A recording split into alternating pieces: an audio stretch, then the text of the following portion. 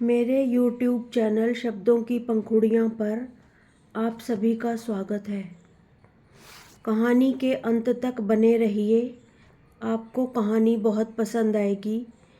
कहानी को शेयर करें, लाइक करें और YouTube चैनल को सब्सक्राइब करें। तो प्रस्तुत है कहानी जीवन संगिनी। दोस्तों, मेरी किसी भी कहानी का किसी भी जीवित मृत या किसी संस्था से कोई लेना देना नहीं है। यह काल्पनिक है। जीवन संगिनी। आज रवि और शोभा विवाह के अटूट बंधन में बंध गए थे। दोनों बहुत खुश थे। प्रेम विवाह था और साथ में शोभा की माँ का आशीर्वाद भी था। शोभा कमरे में दुल्हन के रूप में सजी सवरी रवि का इंतज़ार कर रही थी। तभी रवि को उसके दोस्तों और शोभा की बहन यानी कि रवि की साली साहिबा मोना ने हंसते हुए रवि को अंदर धकेल दिया और सभी खिलखिलाते हुए वहाँ से चले गए। शोभा की छोटी बहन थी मोना। मोना खुले मिजाज वाली आधुनिक लड़की थी और शोभा हंसमुख भारतीय परंपराओं में ढली थी। रवि अंदर कमरे में आया और शोभा के पास आकर बैठ गया। शोभा और सिमट गई। रवि ने प्यार से उसका हाथ पकड़ा और बातें करनी शुरू कर दी।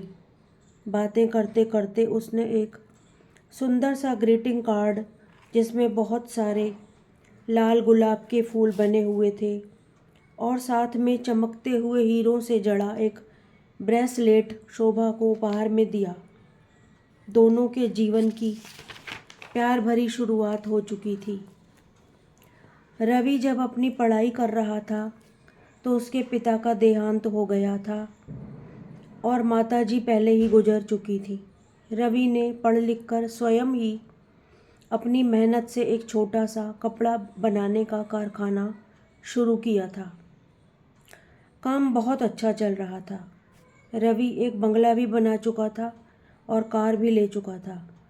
उसके रिश्तेदारों में बस दूर की एक चाची थी जो रवि की तरक्की से खुश कम होती थी और जलती ज़्यादा थी। शोभा की बहन मोना कभी कभी शोभा के यहाँ रहने आ जाती थी। जब भी वह रहने आती थी रवि के साथ यानी अपने जीजा जी के साथ खुल्लम खुल्ला मजाक करती थी। कभी कहती, जीजा जी दीदी से पहले आप मुझे क्यों नहीं मिले, कितनी अच्छी जोड़ी लगती ना हमारी। रवि कहता, तुम भी क्या बोलती रहती हो मोना। मोना कहती, सच कह रही हूँ जीजा जी, अब हैं ही इतने दिलकश, वैसे अभी भी क्या देर हुई है। रवि हंसकर टाल देता और शोभा भी ध्यान नहीं देती थी।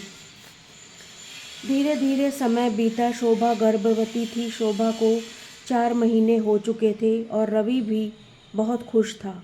शोभा की मदद करने के लिए रवि ने चाची को संदेश भेजा पर उन्होंने आने से मना कर दिया। रवि शोभा की माँ को बुलाना चाहता था लेकिन उनकी तबीयत बहुत ज़्यादा ख़राब थी, इसीलिए वह आ न सकीं और उन्होंने मोना को भेज दिया। मोना खुशी खुशी आ गई। उसे आए दिन 8-10 दिन हो चुके थे। उसने अपने भद्दे मजाक शुरू कर दिए थे। कभी कभी शोभा को लगता था कि रवि भी उसकी बातों में रुचि ले रहा है। इसी तरह एक हफ्ता और बीत गया। मोना एक दिन सुबह सुबह तैयार हो गई और बोली कि रवि के साथ कारखाना देखने जा रही हूँ। शोभा ने मना किया पर वह मानी नहीं और रवि के साथ चली गई। अगले दिन मैं शोभा के पास आई और बोली, दीदी देखो, ये गोल्डन कलर का टॉप है और काली जीन्स पहनी है। इसके साथ हाथों में पहनने के लिए कुछ नहीं है, आपके पास कुछ है तो दे दीजिए। शोभा ने कहा, ठीक है, जो अच्छा लगे अलमारी में से ले लो। मोना ने वही ब्रेसलेट जो कि रवि ने शोभा को प्रथम रात्रि पर दिया था निकाल कर पहनने लगी। शोभा ने उसे रोका। इतनी देर में कमरे में रवि आ गया और बोला, पहनने दो शोभा, एक बार पहनने से घिस थोड़ी ना जाएगा। शोभा को बहुत बुरा लगा, फिर भी वह चुप रही। दोनों कारखाने का बहाना करके पिक्चर देखने चले गए। अगले दिन बातों बातों में जब मोना के मुंह से पिक्चर की बात निकली तब शोभा को पता लगा। उसे लग रहा था कि रवि मोना के आकर्षण में फंस रहा है और इधर उसके शरीर में परिवर्तन होते जा रहे थे। रवि मोना को बहुत सारे कीमती उपहार भी दिलवाता रहता था। धीरे धीरे दोनों का साथ घूमना बातें करना बढ़ता जा रहा था और एक दिन शोभा ने देखा कि दोनों आलिंगन अवस्था में खड़े हैं। तब वह बहुत ज़ोर से चीखी और दोनों को डांटा और अपनी माँ को फ़ोन करके पूरी बात बताई कि मोना को यहाँ से वापस ले जाओ। तब मोना की माँ 2 थप्पड़ मारकर मोना को वापस ले गई। शोभा ने रवि को समझाया, रवि, मैं तुमसे ज़्यादा अपनी बहन को पहचानती हूँ। बचपन से उसके स्वभाव में लालच है। वह तुम्हारे नाम और पैसे से आकर्षित हो रही है, लेकिन तुम तो समझदार हो, तुम क्या कर रहे हो? रवि ने कहा, ऐसा कुछ नहीं है, मोना मॉडर्न है, मेरे साथ चलती हुई अच्छी लगती है और कारखाने के काम भी उसे जल्दी समझ में आ रहे हैं। मुझे तो लग रहा है कि मुझे उससे प्यार हो गया है। यह सुनकर शोभा रो पड़ी और सोच रही थी कि एक तरफ पति है और दूसरी तरफ बहन। आखिर दूँ तो किसे बद्दुआ दूँ? मोना 2 दिन बाद फिर वापस आ गई और रवि के साथ कारखाने जाने लगी। रात को चौकीदार का फ़ोन आया, साहब, कारखाने में आग लग गई है, जल्दी आ जाइए। रवि ने फ़ौरन गाड़ी निकाली और कारखाने की तरफ भागा। फायर ब्रिगेड पहुंच चुकी थी, लेकिन कारखाने की आग इतनी भयानक थी कि सब कुछ जल गया। रवि बहुत तनाव में था। घर आकर रोने लगा। शोभा उसे दिलासा दे रही थी, रवि, तुम परेशान मत हो, हम फिर से शुरुआत करेंगे, तुम बिल्कुल मत घबराओ, मैं हमेशा तुम्हारे साथ हूँ। मोना को उसकी परेशानियों से कोई लेना देना नहीं था। वह 2 दिन और रही और फिर घर वापस चली गई। शोभा रवि के साथ कंधे से कंधा मिलाकर खड़ी रही।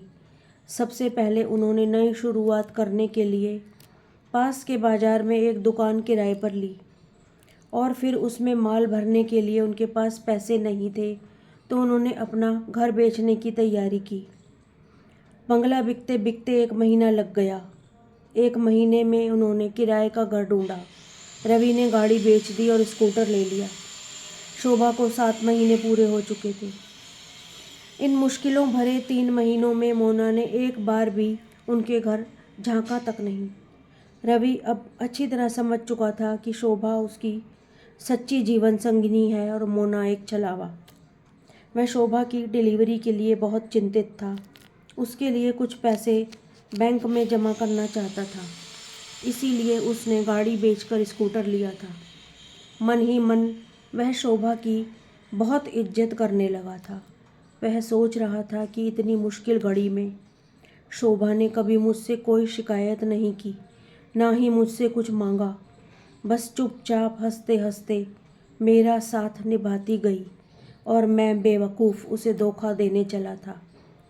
आज रवि और शोभा बहुत खुश थे क्योंकि उनके यहाँ छोटी सी सुंदर सी परी ने जन्म लिया था और रवि ने शोभा से माफ़ी मांगी और उससे कहा कि अब मैं समझ गया हूँ कि तुम ही मेरी सच्ची जीवन संगिनी हो।